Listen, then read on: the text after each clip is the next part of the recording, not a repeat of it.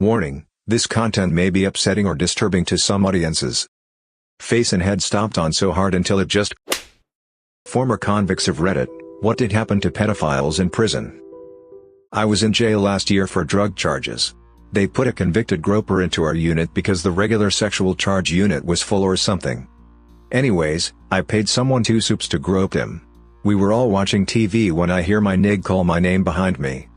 He was standing right behind the groper, and reached around him and squeezed the hell out of his fat tits. This dude jumped out of his seat and everyone laughed. Best soups I ever spent. Spent 10 months in the Texas prison system for manslaughter. My first offense, and it was an accident, which is why it was a short sentence. They were typically berated and yelled at pretty badly. Most of them that stuck around the Gen Pop dorms were honest and just perverts. She was 16, he was 22. That kind of stuff. We had one guy, raped both his daughters from 4 on up. Finally his then 14-year-old hid her cell phone and recorded it happening to her younger sister. Spoiler, this is graphic. One night I woke up to pee and my neighbor, bed at my feet, we were in rows, pulled me back down. Told me not to go to the bathroom.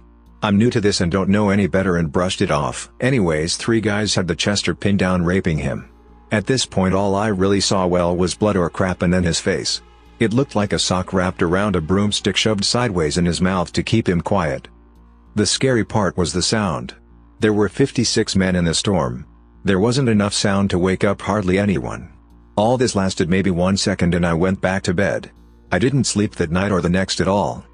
That man spent the rest of the time I had there with his head down, or swinging wildly at anyone who even looked at him wrong. The worst part is almost everyone acted like it was normal, and I didn't do a damn thing about it. I went with the flow. I lived in the same large, gymnasium-sized, room for 5 months with him and could never look at him knowing I didn't help. Prison is hell. People act like it's what they deserve. If our government's elects spent 1 week in a prison we would see reform so fast. I only made it because I was smart. A few well-respected people basically said this guy's not coming back, don't mess with him, and I would build a tattoo gun or a radio, steal from work. Guards never looked twice at me. I still got stabbed, got beaten and had to hurt a few people.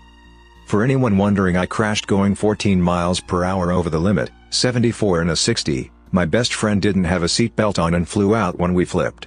I doubt I'll ever be normal and can hardly live with myself some days. I admitted to the EMT to drinking 4 hours prior to the crash. I thought my legs were broken and wanted to be honest before I got pumped full of meds. Even though I knew I was okay to drive and the blood work came back negative, a cop had me saying it on video and I got charged with manslaughter. Apparently screaming sorry at the top of my lungs at my dead friend's body, looked bad too, according to my lawyer, and made me look guilty. I signed a plea. Ex of mine went to prison in Brazil. Said an offender came in after he was processed. Both the inmates and the guards dressed him in a dress, wig, put lipstick on him, put out cigarettes on him, and beat the crap out of him. Didn't know if he made it or not. Most Chesters I encountered in jails and prisons were older, white guys. There were a few there for sexual relations with girls who were 15 when they were 18, and they are generally left alone as it is a situation many people might find themselves in as an 18-year-old kid. Older dudes do not get that leeway though. They are beaten, extorted, robbed, raped themselves, or killed by the alpha inmates. They really didn't like to kill the guys at the camp I was on as they are, like I said, older white guys. They typically have money on their books and go to commissary every week. They are an endless source of hygiene products and snacks. I've seen a line of inmates outside of a Chester's cell door with a list of items they each want him to order. For his sake, he better hope he's got the money on his books to satisfy all their wants. If he doesn't, it never ended well for him. At a county jail I was in Northern Virginia 1997, they would bring food carts up to each block with the appropriate number of trays and drinks for each inmate to receive one meal. It wasn't exclusive to Chester's, but if you saw a guy grab 2 trays back to back through the food slot, you knew someone either A, wasn't going to eat because of their crime, or B, they were put on a diet because whoever grabbed 2 trays thought that person was trash. Normally though, they would announce to the rest of the block whose tray they were taking to alleviate any potential confusion in case one of their boys was the guy going without. Funny part is, most people didn't even eat the food. They waited until everyone had access to their boxes. We were locked out of our cells in the day room every morning at 7:30, and made burritos, ramen, chips, meat, cheese etc. for dinner. Correctional officers know what's going on, they don't really seem to care though.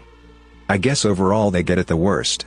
A lot of guys are there to do their time and go home, or do their time as drama-free as possible. All bets are off though when it comes to Chesters. I kind of felt bad for them, to be honest. What makes him so much worse than me? Sure, I didn't molest kids, but what makes their crimes of murder, armed robbery and rape any less life-changing or traumatic for their victims? I did see a Chester beat the absolute dog crap out of two guys in his cell one night though. That was pretty rad. Dude was like 26, girl lied and said she was 19, 15, and he got some time. He ended up throwing one of them off the tier onto a table in the day room. I never root for sex offenders per se, but that was awesome. This is from one specific maximum security federal prison. There are so many different types of jails and prisons with varying levels of security and huge variables in population type. Obviously what I experienced doesn't mean that every single other jail and prison is like this. When you first get there, your counselor will ask you if there's any reason that you can't walk the yard or be in general population. This is usually where you make the decision to do your time in the SHU all alone, or take your chances out with everyone else. You do need to have a good reason though: child molester, gang issues, there's a hit on you from the last place you stayed, you're a snitch, etc. When you get settled in, the shot caller from your race will approach you. You're told something like this: you have 1 week to get us your paperwork so we can make sure you're not a trauma or have no Rule 35s. If you don't provide this in a week, we'll kill you. Here's a toothbrush, some snacks, some soap, let me know if you need anything. Chamo equals child molester. Rule 35 equals reduced sentence for snitching on someone. So, you show them your paperwork, and if you're clean you're good to go. If you don't show paperwork, or you're not clean, you will be killed within the next week. For some reason, new guys do not take this seriously. They either don't produce their paperwork, or they actually produce it knowing that there's less than desirable stuff on there. Why do these guys take chances with trying to be in general population? Because the SHU sucks. You're by yourself, no TV, 3 showers a week, no access to things like the prison barber, limited access to phones, video visitations, constant video monitoring to prevent suicide. And every 18 months they ship you to a new prison. If you're looking at 40 years for child rape, that can be a long time to live in those conditions. Sometimes guys will stay in general population knowing that they will get killed, simply because they don't want to be there but can't commit suicide in the SHU. I work in a medium security state prison, and the short answer is nothing. Most COs are not allowed access to inmate records, and the ones who are don't usually spread it for fear of doing the paperwork involved with a stabbing. In our facility, inmates who act properly get a room to themselves, and this is by far the biggest deterrent to any misbehaving. Also, the saying here is, in prison you can be whoever you want. Many openly lie for fear of retaliation.